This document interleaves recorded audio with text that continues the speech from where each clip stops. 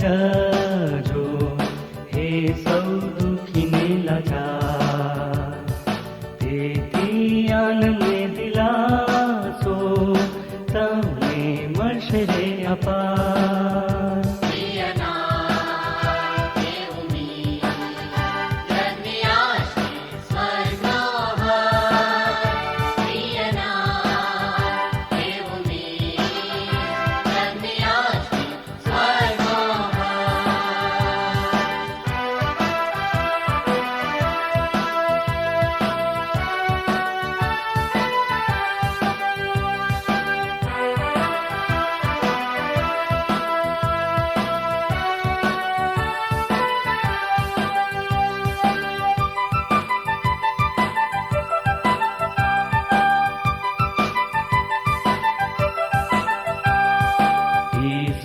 નામ સારાજો સદા દરેક ફાંદાથી કરશે, તે નામ લઈને કરજો પ્રાર્થના જ્યારે પરીક્ષણ આવે.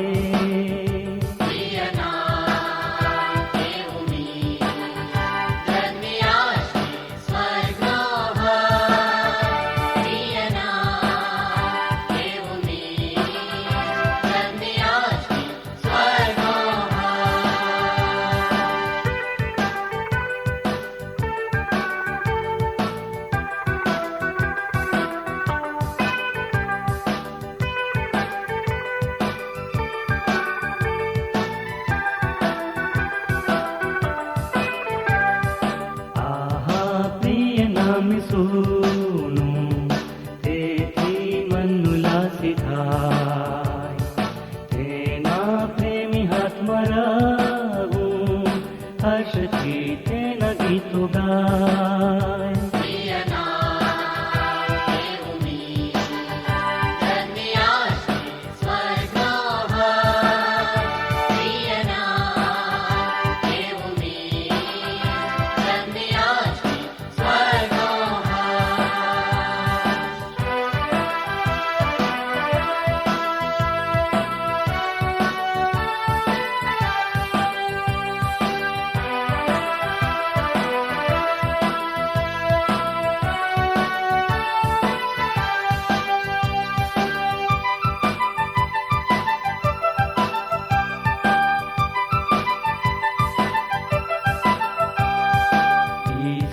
નામથી કરી નામાં તેને પાય લાગીશું, જય જય રાજાઓના રાજન સ્વર્ગથી દેશમાં ગાઈશું.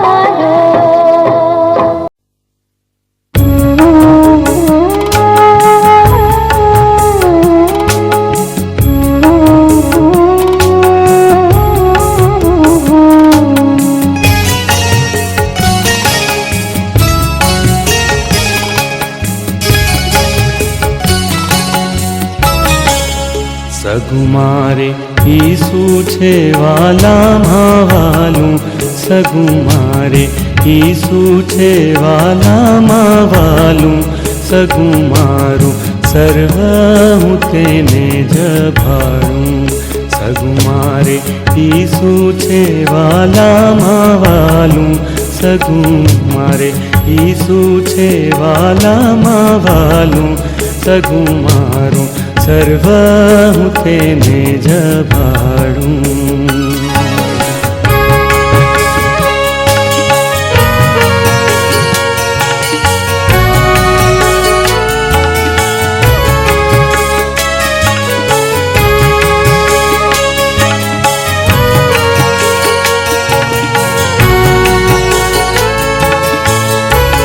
નથી કોને સાથી સહોદર એવો મળ્યો મને ઈસુ મસીહા જ જેવો. નથી કોનો પ્રેમ અજાયબ એવો, નથી કોનો પ્રેમ અજાયબ એવો. નિહાળું અખંડિત દેહમાં જેવો. સગુમારે ઈસુ છે વાલામાં વાલું, સગુમારે ઈસુ છે વાલામાં વાલું, સગુમારું સર્વ હું તેને જ ભાળું.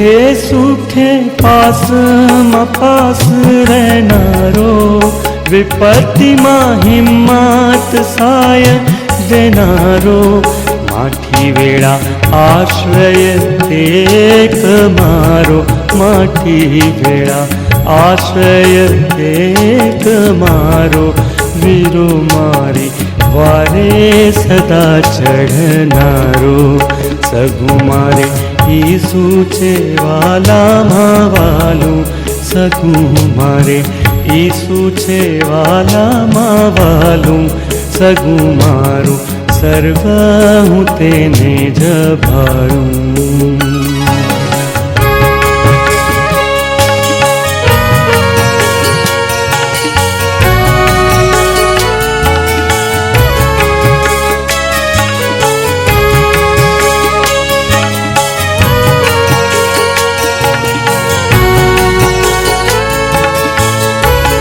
जेने प्रभु ईसु ज एक सगुं छे, तेने जगमां ओछुं कशुं पण शुं छे, काजे बधुं विश्व आ तो ते हनुं छे, काजे बधुं विश्व आ तो ते हनुं छे, सगुं ते विना सहु व्यर्थ बधुं छे, सगुं मारे ईसु छे वाला मावालू, सगु मारे ईसु छे वाला मावालू, सगु मारू सर्व हूँ तेने जभाळूं।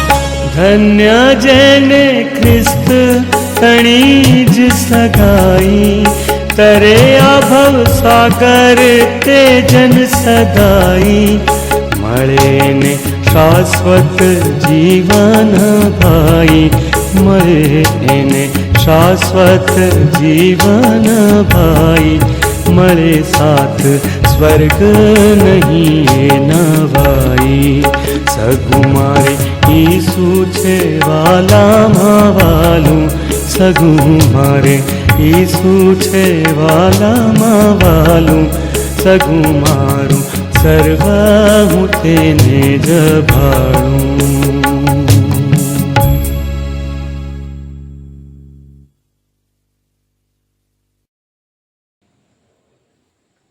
પ્રભુ ઈસુ ખ્રિસ્તના નામમાં આપ સર્વનો આજની સાંજની બાઇબલ સ્ટડીમાં પ્રેમથી આવકાર કરું છું, અને પ્રભુ આજના વચનો દ્વારા મારી તમારી સાથે વાત અને વ્યવહાર કરે એ જ મારી પ્રભુને પ્રાર્થના છે।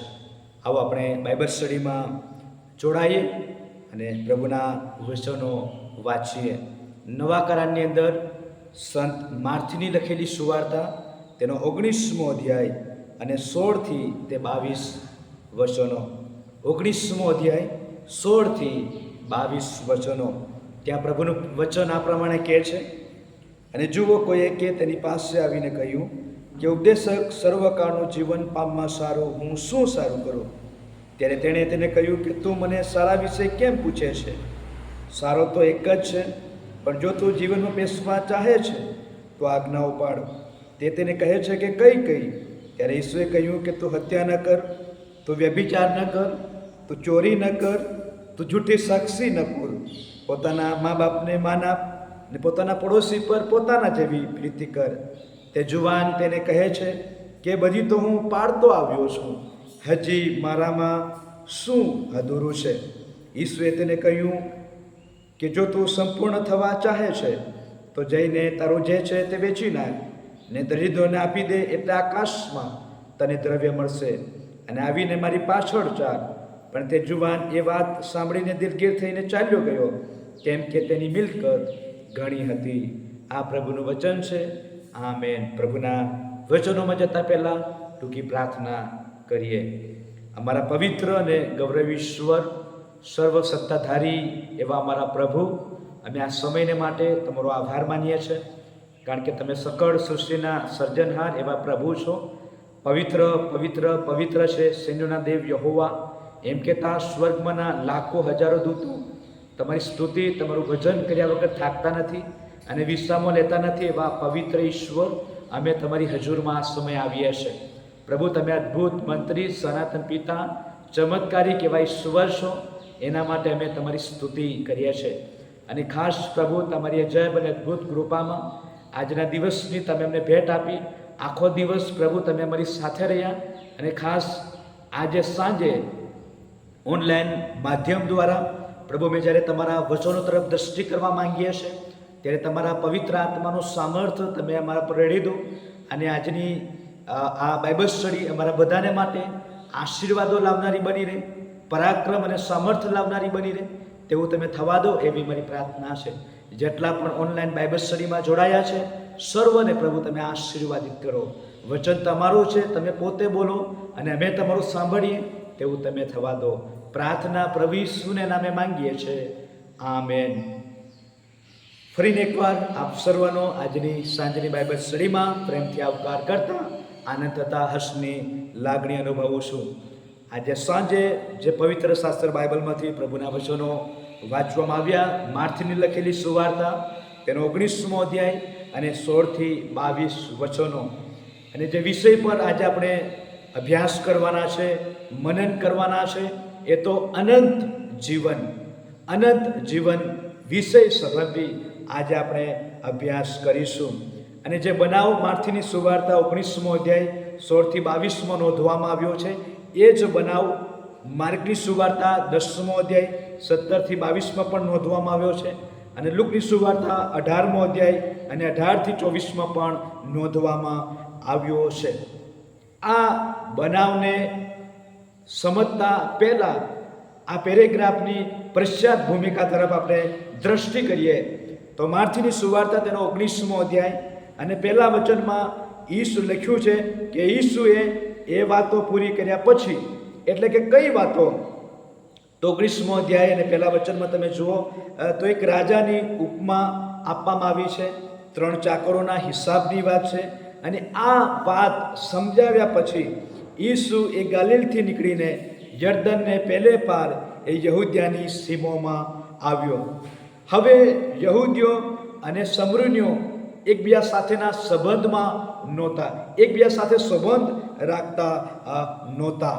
અને માટે ઈસુ ખ્રિસ્ત એ યર્દનની પેલે પાર થઈને યહૂદિયાની સીમોમાં આવે છે. અને બાઇબલ કહે છે કે ત્યાં ઘણા લોકો તેની પાછળ જાય છે. ઘણા લોકો ખોરાકને માટે ઈસુની પાછળ જાય છે, ઘણા લોકો સાજાપણાને માટે ઈસુની પાસે જાય છે. અને આમ મોટું ટોળું એ ઈસુની પાછળ ચાલતું હું ને તમે જોઈ શકીએ છીએ. અને ત્યારબાદ તમે જુઓ તો માર્થીની સુવાર્તા 19મો અધ્યાયની 3જા વચનમાં ફરોશીઓ ઈસુનું પરીક્ષણ કરે છે. પ્રભુ ઈસુ ખ્રિસ્ત યોગ્ય જવાબ એ ફરોશીઓને આપે છે. ત્યાર પછી બાળકોને માટે ઈસુ પ્રાર્થના કરે છે અને કહે છે કે આકાશનું રાજ્ય એવાઓનું છે. એ બાબત એ શિષ્યોને સમજાવે છે. અને ત્યાર પછી જે ઘટના બને છે, જે વ્યક્તિની વાત લખવામાં આવી છે, એ આપણે અહીંયા જોઈ શકીએ છીએ.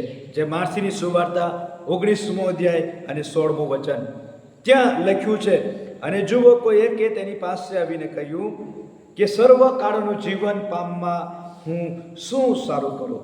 એક વ્યક્તિ જે ઈસુની પાસે દોડતો આવે છે અને કહે છે કે સર્વકાળનું જીવન પામવા સારું હું શું સારું કરું? અનંત જીવન મેળવવા માટે હું શું સારું કરું? અને વાલા ભાઈ બહેનો, આ જે વ્યક્તિ ઈસુની પાસે આવ્યો એ કોણ હતો? એ સંબંધી બાઇબલ આપણને જણાવે છે. લૂક એવું જણાવે છે કે આ વ્યક્તિ અધિકારી હતો. માર્થી એવું જણાવે છે કે જુવાન હતો. અને માર્ક એવું જણાવે છે કે એક માણસ હતો. અને 3 બાબત જોતા આપણને ખ્યાલ આવે છે કે આ એક શ્રીમંત જુવાન અધિકારી, ઉચ્ચ હોદ્દા પર નોકરી કરનારી વ્યક્તિ, ઉચ્ચ હોદ્દો ધરાવનારી વ્યક્તિ, યંગ છે, જુવાન છે, અને એ અનંત જીવનને માટે ઈસુ ખ્રિસ્તની પાસે આવે છે. અને આ જુવાન દીકરો એ સત્યની શોધને માટે ઈસુની પાસે આવે છે. અને સત્ય એ હતું એ અનંત જીવન. અનંત જીવનની શોધને માટે ઈસુ ખ્રિસ્તની પાસે આવે છે. માર્થીનો લેખક એ સર્વકાળનું જીવન શબ્દ વાપરે છે. તો આપણને પ્રશ્ન થાય કે સર્વકાળનું જીવન એટલે શું? અનંત જીવન એટલે શું? તો બાઇબલ કહે છે કે અનંત જીવન એટલે આવનાર ઈશ્વરના રાજ્યનું જીવન, એ મરણ પછીનું જીવન, એ સંપૂર્ણ જીવન, જ્યાં દુઃખ નથી, જ્યાં પીડા નથી, જ્યાં માંદગી નથી. અનંત જીવન એ તો ઈસુ સાથે રહેનારું જીવન, જ્યાં ભૂખ કે તરસ નથી. અને તમે જુઓ તો યોહાનની સુવાર્તા તેનો 3 અધ્યાય 16મા વચનમાં લખ્યું છે કે કેમ કે દેવે જગત પર એટલી બધી પ્રીતિ કરી કે તેણે પોતાનો એકાકી જનિત દીકરો આપ્યો. એ સારું જે કોઈ તેના પર વિશ્વાસ કરે તેનો નાશ ન થાય પણ તે અનંત જીવન પામે. યોહાન 6:47 લખ્યું છે કે વિશ્વાસ દ્વારા અનંત જીવન. યોહાન 10:10 કહે છે કે ચોરી કરવા, મારી નાખવા તથા નાશ કરવા સિવાય બીજા કોઈ મતલબથી ચોર આવતો નથી, પણ જેઓને જીવન મળે, પુષ્કળ મળે, માટે પ્રભુ ઈસુ ખ્રિસ્ત આવ્યા હશે. અને આ જીવન મેળવવાને માટે, આ અનંત જીવન મેળવવાને માટે મારે ને તમારે આજે સાંજે 3 મહત્વની બાબતો કરવાની છે. આજે સાંજે માર્થીની સુવાર્તા 19મો અધ્યાય અને તેની 16 થી 22 વચનોને આધારે 3 મહત્વની બાબત તમારી આગળ મૂકવા માંગુ છું. નંબર 1, પહેલી બાબત આજ્ઞા પાલન. બીજી બાબત ખર્ચાઈ જવાની ભાવના. અને ત્રીજી બાબત ઈસુની પાછળ ચાલવું. પહેલી બાબત આપણે અહીંયા જોઈએ તો આજ્ઞા પાલન. 17મા વચનમાં ત્યાં લખ્યું છે, માર્થી 19:17. ઈસુ એ જુવાનને કહે છે કે જો તું જીવનમાં પેશવા ચાહે છે તો આજ્ઞાઓ પાળ. જો તારે અનંત જીવનની જરૂર છે, તારે દેવના રાજ્યની જરૂર છે, તારે સ્વર્ગની જરૂર છે, તો પ્રભુ ઈસુ ખ્રિસ્ત કહે છે કે ઈશ્વરની જે આજ્ઞા છે, ઈશ્વરના જે ધારાધોરણો છે, ઈશ્વરના જે નિયમો છે, એનું તું પાલન કર. ખ્રિસ્તમાં પ્રિય ભાઈઓ અને બહેનો, આજ્ઞા એ શરૂઆતથી જ ઉત્પત્તિના પુસ્તકની અંદર એ આદમ અને હવાને આપવામાં આવી હતી. આદમ અને હવાને એ આજ્ઞા આપવામાં આવી હતી. અને એ દેવે આદમ અને હવાને કહ્યું હતું કે આ પૃથ્વી પર અને આ એદેનવાડીમાં તમે લીલા લહેર કરો, બધા જ વૃક્ષના ફળ તમે ખાયા કરો, પણ એક જે વાડીની વચ્ચે જે ભલું ભૂંડું જાણવાનું વૃક્ષ છે, એનું ફળ તમારે ખાવું કે અડકવું નહીં. અને ત્યાં ઈશ્વરે આજ્ઞા આપી હતી કે તમારે એ ફળ ખાવું કે અડકવું નહીં. ક્યાંક ને ક્યાંક આદમ અને હવા એ શૈતાનની મોહ માયામાં, શૈતાનની માયાજાળમાં ફસાય છે. એ ફળ તોડે છે, ખાય છે, અને આ જગતમાં, એદનવાડીમાં પાપનો પ્રવેશ થતા હું ને તમે જોઈ શકીએ છીએ. પણ પ્રથમ ઈશ્વરે એદનવાડીમાં આજ્ઞા એ આદમ અને હવાને આપી. ત્યારબાદ તમે જુઓ તો ઉત્પત્તિના પુસ્તકના 12મા અધ્યાયની અંદર ઇબ્રાહિમને આજ્ઞા આપવામાં આવી કે તું તારું પોતાનું ઘર, કુટુંબ, પરિવાર મૂકીને જે દેશ હું તને આપું એ દેશમાં તું ચાલ્યો જા. ત્યારબાદ તમે આગળ જુઓ છો તો મૂસાને આજ્ઞા આપવામાં આવી કે ઇઝરાયલ પ્રજાની જે બહુ મોટી સંખ્યા હતી એ આખી વેદનાને તું મિસ્રમાંથી લઈને કનાનમાં પહોંચાડ. અને બાઇબલની અંદર 10 આજ્ઞાઓ તો આપવામાં આવી છે, પણ એનાથી વધારે આજ્ઞાઓ પણ આપવામાં આવી છે. અને આ 10 આજ્ઞાઓમાંથી પ્રથમ 4 આજ્ઞા એ ઈશ્વર સાથેના સંબંધમાં છે, અને બીજી 6 આજ્ઞા એ માણસ સાથેના સંબંધમાં છે, જે માણસને લાગુ પડે છે, જે વ્યક્તિને લાગુ પડે છે. માર્થીની સુવાર્તા 5મો અધ્યાય અને 19મું વચન તમે વાંચો તો ત્યાં લખ્યું છે, પણ જે કોઈ પાળશે તે શીખવશે તે આકાશના રાજ્યમાં મોટો કહેવાશે. 10 આજ્ઞા બાઇબલ કહે છે કે જે પાળશે તે આકાશના રાજ્યમાં મોટો કહેવાશે. અહીંયા આગળ એક વ્યક્તિ જુવાન ઈસુની પાસે અનંત જીવનને માટે આવે છે, અને પ્રભુ ઈસુ ખ્રિસ્ત 17મા વચનમાં કહે છે કે જો તું જીવનમાં પેશવા ચાહે છે તો આજ્ઞાઓ પાળ, આજ્ઞાઓ પાળ. અને જ્યારે ઈસુ ખ્રિસ્ત એ જુવાને કહે છે કે જો તારે સર્વકાળનું જીવન જોઈએ છે, અનંત જીવન જોઈએ છે, તો તું આજ્ઞાઓ પાળ. ત્યારે આ જુવાન એ ફરી એ ઈસુને પ્રશ્ન પૂછે છે કે પ્રભુ કઈ કઈ આજ્ઞા પાડું જેથી મને અનંત જીવન મળી શકે, મને સર્વકાળનું જીવન મળી શકે. ત્યારે ખ્રિસ્તમાં પ્રિય ભાઈઓ અને બહેનો, પ્રભુ ઈસુ ખ્રિસ્ત એ ત્યાં એ જુવાને કહે છે કે તું હત્યા ન કર, તું ચોરી ન કર, જૂઠી સાક્ષી ન પૂર, અને પોતાના મા બાપ પર પ્રેમ રાખ, અને પોતાના પડોશી પર પ્રેમ રાખ. ખ્રિસ્તમાં વલાઓ, ઈસુએ આજ્ઞાઓ શા માટે યાદ કરાવી? શું તે ખરેખર એવું શીખવતા હતા કે લોકો ઈશ્વરના નિયમનું પાલન કરીને અનંત જીવન પ્રાપ્ત કરી શકે? આજ્ઞા પાળે તો ચોક્કસ તે જીવનમાં પ્રવેશ કરશે, પરંતુ ઈશ્વરની આજ્ઞાઓનું સંપૂર્ણપણે કોઈ પાલન કરી શકતું નથી. ઈસુ તે જુવાનને ઉદ્ધાર કેવી રીતે પામવો, નવો જન્મ કેવી રીતે પામવો તે બતાવવા માંગતા નહોતા, પણ તારે ઉદ્ધાર પામવાની જરૂર છે. તારે ઉદ્ધાર પામવાની જરૂર છે બાબત પ્રભુ ઈસુ ખ્રિસ્ત એ જુવાને શીખવવા માંગતા હતા. અને જો તું જીવનમાં પેસવા માંગે છે તો તારે આજ્ઞાઓ પાળવી પડશે, તારે આજ્ઞાઓ પાળવી પડશે. ખ્રિસ્તમાં વાલા ભાઈ બહેનો, આજ્ઞાઓ આપવી સહેલી છે, પણ પાળવી અઘરી છે. ઈસુએ 18 અને 19માં જે આજ્ઞાઓ આપી તે આજ્ઞાઓ આ જુવાન એ પહેલાંથી જાણતો હતો. તેમ છતાં ઈસુને પ્રશ્ન પૂછે છે, અને આ જુવાનને લોભ ન કરવો તે આજ્ઞા લાગુ પડતી હતી. વાલાઓ, તમે અને હું સંપૂર્ણપણે આજ્ઞા પાડી શકતા નથી, પણ પાડવાનો આજે પ્રયત્ન કરીએ, પાડવાનો આજે આપણે પ્રયત્ન કરીએ. ઘણી બધી વાર ઈશ્વરે આપેલી આજ્ઞાઓ આપણે પાડી શકતા નથી. દાખલા તરીકે રવિવાર પવિત્ર પાડવો. આજે ઘણા બધા લોકો એ પ્રભુ મંદિરમાં નથી આવતા, અને પ્રભુ આજે આપણને એ પડકાર આપે છે કે તમે મારી આજ્ઞાઓ પાડો, તમે મારા ઘરમાં આવો. એ તમારા દુઃખોને લઈને, તમારી વેદનાઓને લઈને, તમારા આંસુઓ લઈને, તમારી ચિંતાઓ લઈને તમે મારા ઘરમાં આવો, હું એનો જવાબ આપીશ. અને પ્રભુ આજે આપણને આજ્ઞા આપી રહ્યા છે કે જો આપણે પ્રભુની આજ્ઞાથી દૂર છે, પ્રભુના વચનથી દૂર છે, પ્રભુની સેવાથી દૂર છે, તો પ્રભુ કહે છે કે તમે મારી પાસે આવો, હું તમને ભરપૂર જીવન આપીશ. આ જુવાન પોતાના જીવનમાં જે પાપ હતું તે જોઈ શક્યો અને તેણે પસ્તાવો ન કર્યો.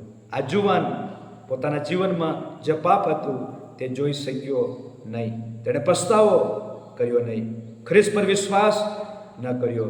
અને જ્યારે આ જુવાને કહ્યું એ બધી આજ્ઞાઓ તો પાડતો આવ્યો છું, ત્યારે માર્કની સુવાર્તા તેનો 10મો અધ્યાય અને 21મા વચન પ્રમાણે એ જુવાને જોઈને ઈસુનો પ્રેમ ઉભરાઈ ગયો. જુવાનને જોઈને ઈસુનો પ્રેમ ઉભરાઈ ગયો. અને જુવાને જ્યારે કહ્યું કે પ્રભુ હું આજ્ઞાઓ તો પાડું છું, ત્યારે કદાચ ઈસુએ આનંદ કર્યો હશે. એ જુવાને જોઈને એનો ઈસુનો આનંદ ઉભરાઈ ગયો હશે. પણ જ્યારે બીજી મહત્વની બાબત ઈસુ ખ્રિસ્તે આ જુવાનને કહી કે તારે આપી દેવું પડશે. આ જુવાન કહે છે કે પ્રભુ હું આજ્ઞા તો પાડતો આવ્યો છું, તો હજી મારામાં શું અધૂરું છે? અનંત જીવનને માટે આજ્ઞાઓ પાડો એવું તમે કહ્યું, આજ્ઞાઓ પાડું છું તો હજી મારામાં શું અધૂરું છે? ત્યારે પ્રભુ ઈસુ ખ્રિસ્ત ત્યાં બીજી મહત્વની બાબત આ જુવાનને કહે છે કે ખર્ચાવાની ભાવના. બીજી બાબત ખર્ચાવાની ભાવના, આપવાની ભાવના, વેચવાની ભાવના, મૂકી દેવાની ભાવના. ઈસુએ કહ્યું 21મી કલમમાં કે તારું જે છે તે વેચી નાખ ને દરિદ્રોને આપી દે, એટલે આકાશમાં તને દ્રવ્ય મળશે.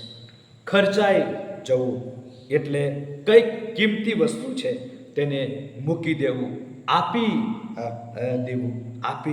દેવું. અને આ જુવાની પાસે ઘણી બધી સંપત્તિ હતી, તેની પાસે ધન દોલત અને માલ મિલકત હતી. અને આ ધન દોલત બીજાને આપી દેવાની વાત પ્રભુ ઈસુ ખ્રિસ્ત એ જુવાનને કહે છે. એ ગરીબોને, એ દરિદ્રોને તું આપી દે એટલે આકાશમાં તને દ્રવ્ય મળશે. આકાશમાં તને દ્રવ્ય મળશે. ઈસુએ એ જુવાનને કહ્યું, તારી પાસે જે છે તેમાંથી તું ગરીબોની સેવાને અર્થે, દરિદ્રોને જેમની જરૂરિયાત છે તેમને આપી દે એટલે આકાશમાં તને દ્રવ્ય મળશે. ખ્રિસ્તમાં વાલા ભાઈ બહેનો, આપવું, લેવું એ સરળ છે, પણ આપવું ઘણી બધી વાર અઘરું બની જતું હોય છે. જગતમાં ઘણા બધા ખ્રિસ્તીઓ ભાઈ બહેનો ધન દોલત મેળવવાને માટે ગાંડા થઈ ગયા છે. જગતમાં ઘણા બધા ભાઈ બહેનો એ ધન દોલતની પાછળ લાગી રહ્યા છે. લોકો ઈશ્વરને ભૂલીને જગતના આશીર્વાદો તરફ આગળ વધી રહ્યા છે. ત્યારે વાલાઓ, મારે ને તમારે કયા આશીર્વાદની જરૂર છે એ તપાસવાની જરૂર છે. શું એ આત્મિક આશીર્વાદની જરૂર છે? શું ભૌતિક આશીર્વાદની જરૂર છે? ભૌતિક આશીર્વાદોની આપણે જરૂર છે, પણ એની સાથે સાથે આત્મિક આશીર્વાદો પણ આપણે બહુ જ અગત્ય એની પણ જરૂર છે. અને અહીંયા આ જુવાનને જે આકાશમાં દ્રવ્ય મળશે તેની વાત પ્રભુ ઈસુ ખ્રિસ્ત કહે છે. લુકની સુવાર્તા તેનો 16મો અધ્યાય અને 19 થી 25 પ્રભુ ઈસુ ખ્રિસ્ત શ્રીમંત ધનવાન અને લાજરસનું એક ઉદાહરણ આપે છે. અને કહે છે કે એક ધનવાન અને જમીનમાંથી ઘણી બધી ઉપજ થઈ અને એને વિચાર્યું કે મારા જે જૂના કોઠા કબલા છે એને હું તોડી પાડું અને નવા બનાવું અને એમાંથી અને જે મારી ઉપજ થઈ છે એ બધી એમાં મૂકું. પણ ઈસુ ખ્રિસ્ત કહે છે કે રે મૂર્ખ, આજે રાત્રે તારો જીવ લઈ લેવામાં આવશે. આ બધું કોનું થશે? ખ્રિસ્તમાં વાલા ભાઈ બહેનો, પ્રેરિતોના કૃત્ય 2 અધ્યાય અને 45મા વચનમાં તમે જુઓ તો પ્રથમની મંડળીની વાત કરવામાં આવી છે કે તેઓ પોતાની મિલકત તથા સરસામાન એ વેચી નાખતા અને દરેકની અગત્ય પ્રમાણે સર્વને વેચી આપતા હતા. પ્રથમની મંડળીમાં એકતા, સંગત અને વેચવી આપવાની ભાવના આપણે જોઈ શકીએ છીએ. વાલાઓ, અહીંયા ઈસુ ખ્રિસ્ત એકબીજાને માટે આપવાની, પ્રેમ કરવાની, એકબીજાના સુખ દુઃખમાં ભાગ લેવાની વાત કરે છે. એક ઉદાહરણ તમારી આગળ મૂકવા માંગુ છું. 2 ભાઈઓ હતા. એક પ્રભુમાં વિશ્વાસ રાખનાર અને એક નાસ્તિક હતો. અને પ્રભુમાં વિશ્વાસ રાખનાર જે ભાઈ હતો એ નાનો હતો અને નાસ્તિક જે ભાઈ હતો એ મોટો હતો. અને એક દિવસ આ જે નાસ્તિક ભાઈ હતો એની કોઈક ભાઈ સાથે મિત્રતા થઈ અને મિત્રતામાં થોડો સમય તેઓ આગળ વધતા ગયા. અને એક એવો સમય આવ્યો કે આ જે નાસ્તિક ભાઈ હતા એણે પોતાના મિત્રનું ખૂન કર્યું. પોતાના મિત્રને એણે મારી નાખ્યો અને મારી નાખ્યા બાદ એ પોતાના ઘર તરફ આગળ વધી રહ્યો છે. તેના પોતાના હાથમાં એ ચપ્પુ છે, એના પોતાના જે કપડાં છે એ લોહી લુહાણ થઈ ગયા છે અને પાછળ એ પોલીસ પડી છે. અને આ જુવાન દીકરો જે દોડતો પોતાના ઘર તરફ આવે છે. પાછળ પોલીસ છે, ખૂન કરેલું છે, લોહી લુહાણ કપડાં છે અને પોતાના ઘરે આવે છે. ત્યારે નાનો ભાઈ એ ઘરે હોય છે અને દરવાજો ખટખટાવે છે અને નાનો ભાઈ જે પ્રભુ પર વિશ્વાસ રાખતો હતો એ દરવાજો ખોલે છે. ત્યારે એ નાસ્તિક ભાઈને જોઈને આ નાનો ભાઈ એ ચિંતામાં પડી જાય છે અને કહે છે કે ભાઈ, તે આ શું કર્યું? તારા હાથમાં ચપ્પુ છે, લોહી લુહાણ કપડાં છે. આ નાસ્તિક ભાઈ કહે છે કે મેં મારા મિત્રનું ખૂન કર્યું છે અને મારી પાછળ પોલીસ પડી છે અને થોડી જ પળોમાં તે મને લઈ જશે અને યોગ્ય સમયે મને સજા આપવામાં આવશે. ત્યારે નાનો દીકરો જે પ્રભુ પર વિશ્વાસ રાખતો હતો એણે પોતાના ઘરનો દરવાજો બંધ કર્યો અને બંધ કર્યા પછી એ મોટા ભાઈને પ્રેમ કરતા, મોટા ભાઈના આંસુઓ લૂછતા, મોટા ભાઈના એ તોફાનો લૂછતા એણે પોતાની પાસે એક સફેદ જે જબ્બો હતો એ કાઢીને એ મોટા ભાઈને આપ્યો. અને એને કહ્યું કે ભાઈ, તું આ મારો ચપ્પો પહેરી લે. તારા હાથમાં જે ચપ્પુ છે એ તું મને આપી દે. તારા જે લોહી લુહાણ કપડાં છે એ તું મને આપી દે. એ તું મને આપી દે. અને ખ્રિસ્તમાં વાલા ભાઈ બહેનો, આ મોટા ભાઈએ પોતાના જે કપડાં લોહી લુહાણ હતા, પોતાની પાસે જે ચપ્પુ હતી, એ નાના દીકરા, એ પ્રભુ પર વિશ્વાસ રાખનાર દીકરો હતો, એને આપે છે. અને આ દીકરાએ મોટા ભાઈને કહ્યું કે તારા જે કંઈ પાપ હોય એ હવે મેં લઈ લીધા છે. તારા કપડા પર જે કંઈ ડાઘ હતા એ હવે મેં લઈ લીધા છે. હવેથી તું પાપ કરતો નહીં. હવેથી તું આ સફેદ જબ્બા પર એ ડાઘ પડવા દેતો નહીં. અને થોડી જ પળોમાં વાલા ભાઈ બહેનો, એ પોલીસનું બહુ મોટું ટોળું એ ઘરના દરવાજા આગળ ખટખટાવી રહ્યું છે. દરવાજો ખુલવામાં આવે છે અને નાનો દીકરો જે પ્રભુ પર વિશ્વાસ રાખતો હતો એને પોલીસ લઈ જઈ રહી છે. અને થોડા જ દિવસો પછી એ દીકરાને ફાંસીની સજા આપવામાં આવી. એ દીકરો મરણ પામ્યો.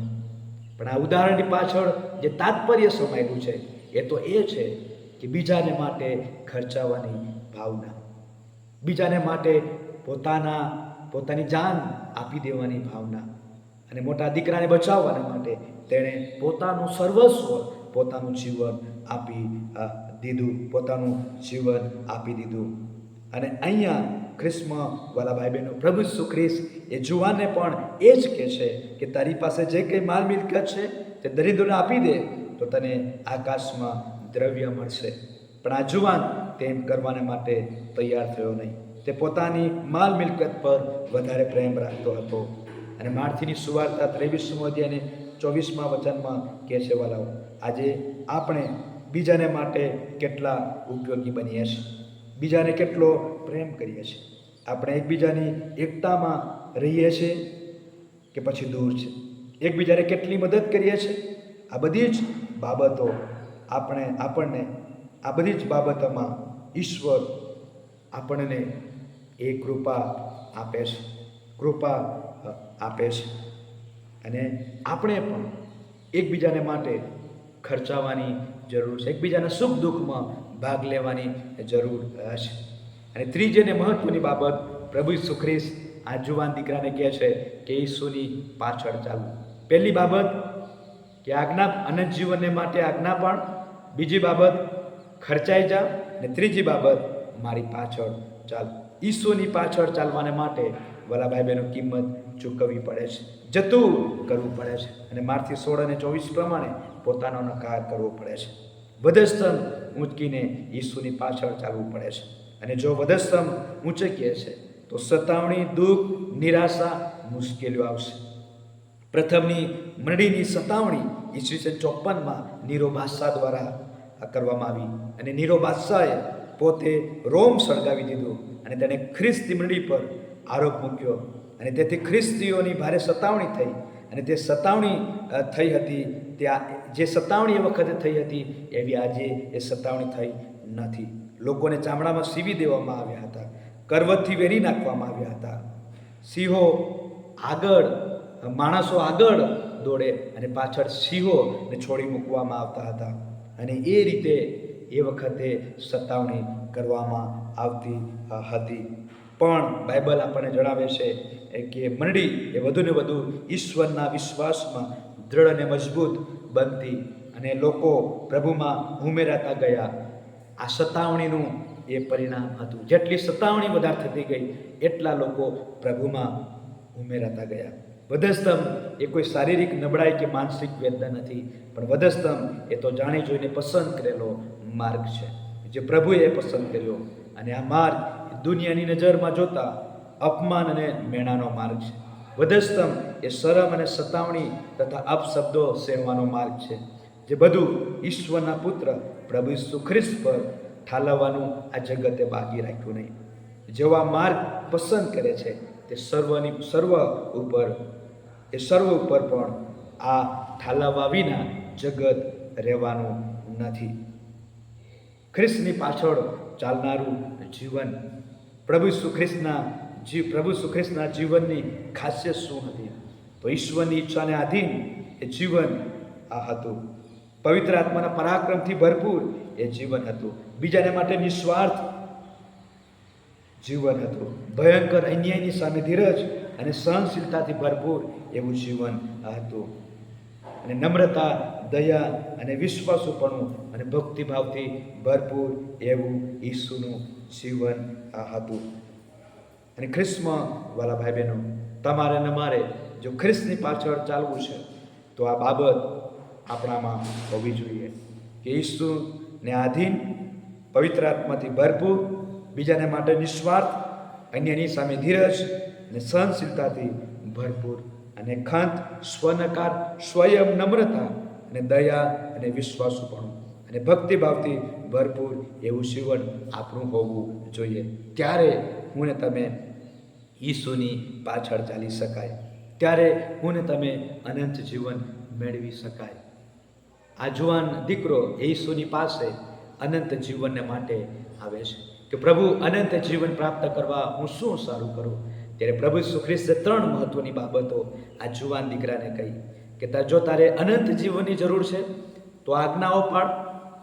જો તારે અનંત જીવનની જરૂર છે તો તારી પાસે જે કંઈ છે તે તું દરિદ્રોને, લોકોને આપી દે, જેથી તને દેવનું રાજ્ય મળશે. અને જો તારે અનંત જીવનની જરૂર છે તો આવીને મારી પાછળ ચાલ. આજ્ઞાઓ પાળ, તારી પાસે જે છે તે લોકોને આપી દે અને બસ મારી પાછળ ચાલ. ખ્રિસ્તમાં વાલા ભાઈ બહેનો, જેટલા પણ ઈસુની પાછળ ચાલ્યા એ દરેકને અનંત જીવનનો વારસો પ્રાપ્ત થયો.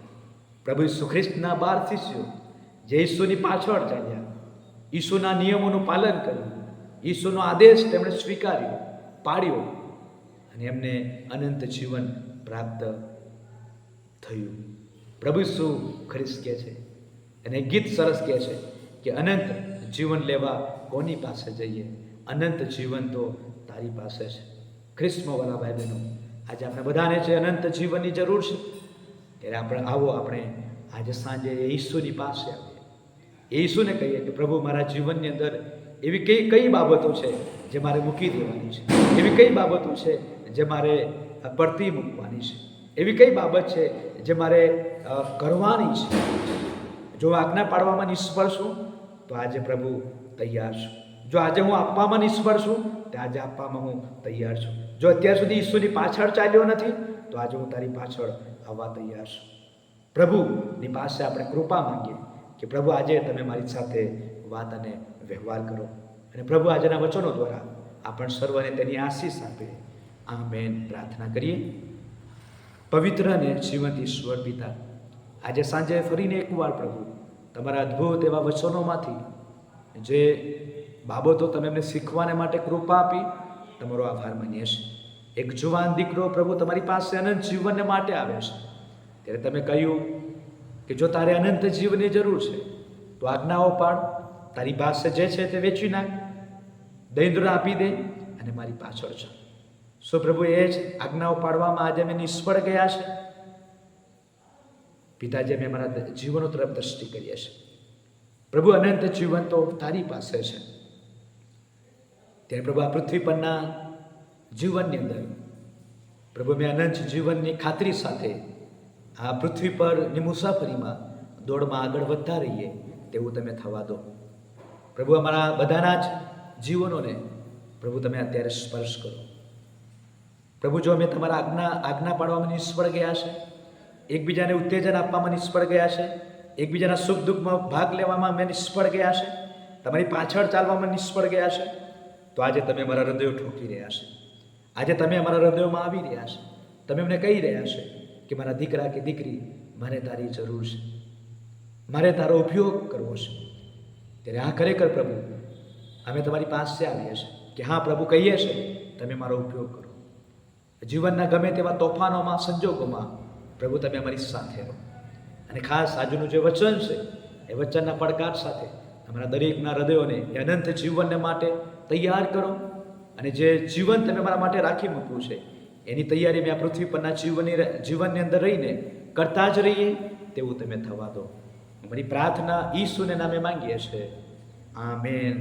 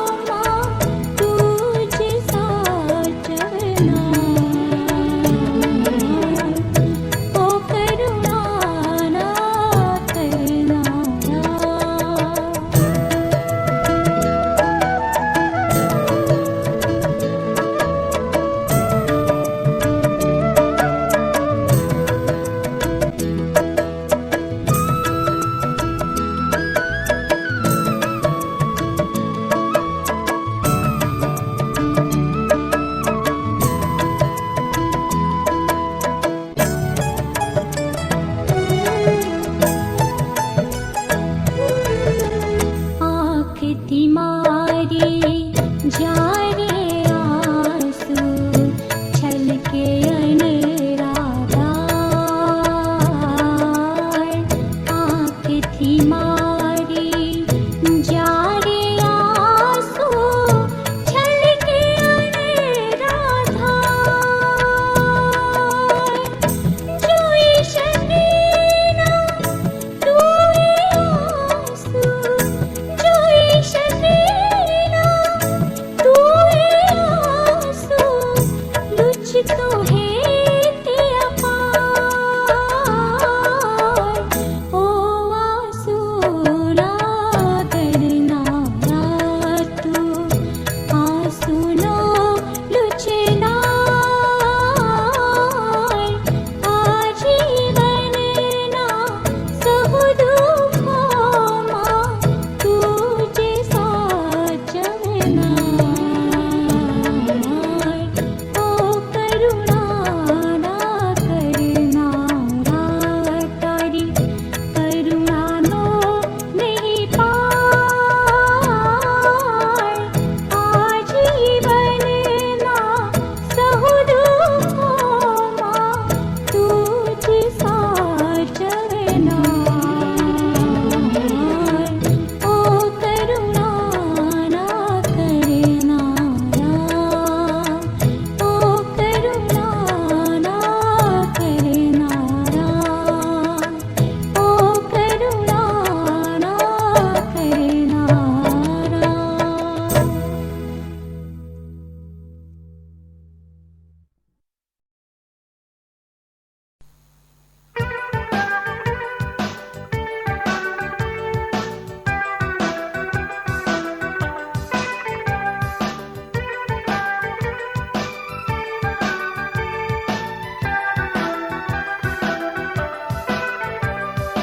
ઈસુ નામ સંલેતા જાજો હે સૌ દુઃખીને લાચાર તેથી આનંદને દિલાસો તમને મળશે રે અપાર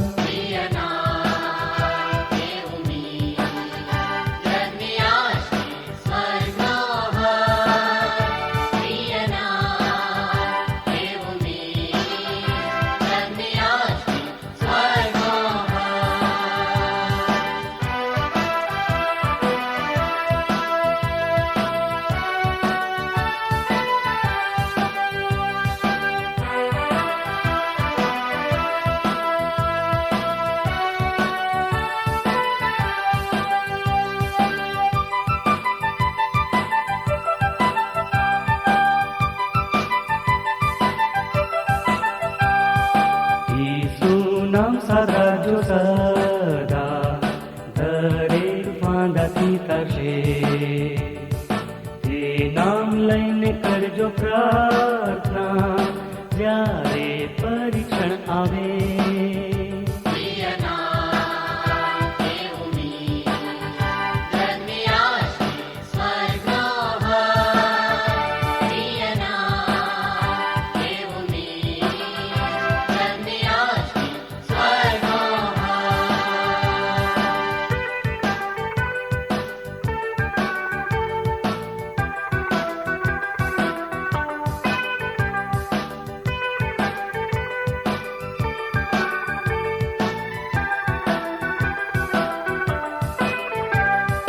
આહા પ્રિય નામ સુનું તેથી મન ઉલ્લાસિત થાય તેના પ્રેમી હાથમાં રહું હર્ષથી તેના ગીતો ગાય